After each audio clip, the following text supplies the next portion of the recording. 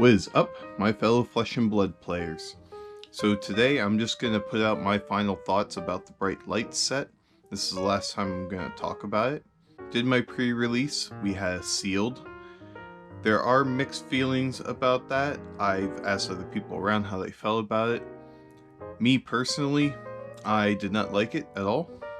A lot of the rounds, which we had 5 of them, came down to, do they have more 0 blocks in their hand than I did? And that was kind of how each win was decided. After that, I did try a draft, but unfortunately it was only a 4-person pod. My local game store, I can already tell there's not too many people super excited with drafting the set, which that's kind of the downfall you get for having a 1 class. But anyways, we did a 4-pod. I did like that better.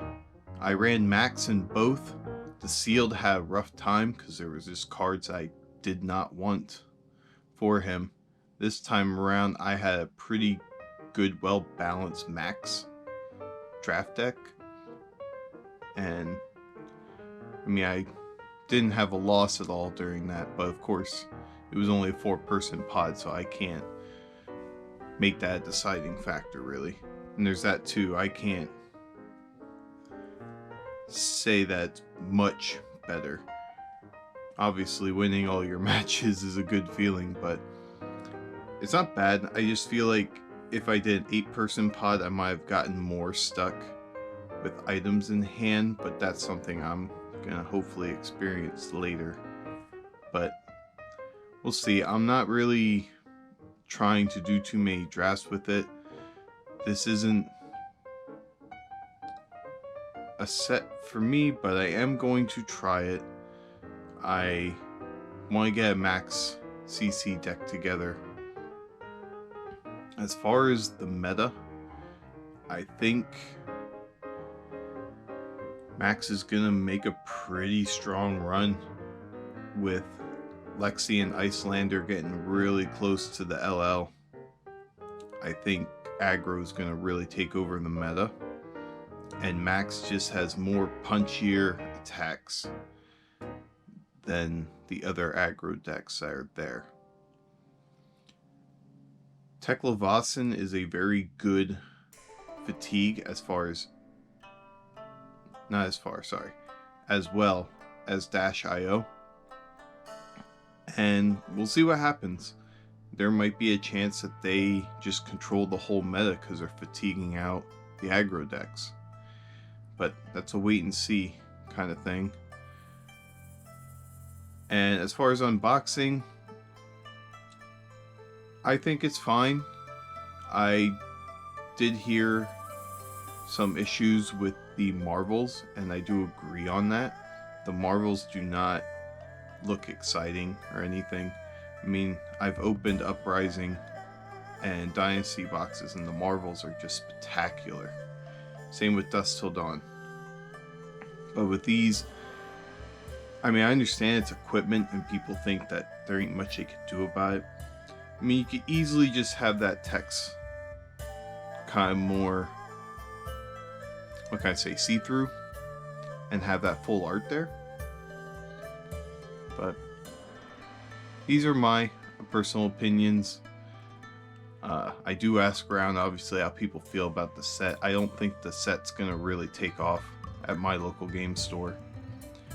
And thinking about future products, I hope they don't go with this 1 class set the whole year. I think that's going to cause a lot of issues. Especially when I was building the max deck. Now there's like 5 pages of mech stuff, which is great. But if they make more mech stuff, I think it's just gonna be too much. So they're kind of like setting it where you're not going to see anything new with mech for like an entire year, which if you're someone who wants to run that class, you're happy now, but then later down the line you're going to be like, stuck with the same stuff for an entire year. I think once a year is a good idea of doing a one class set.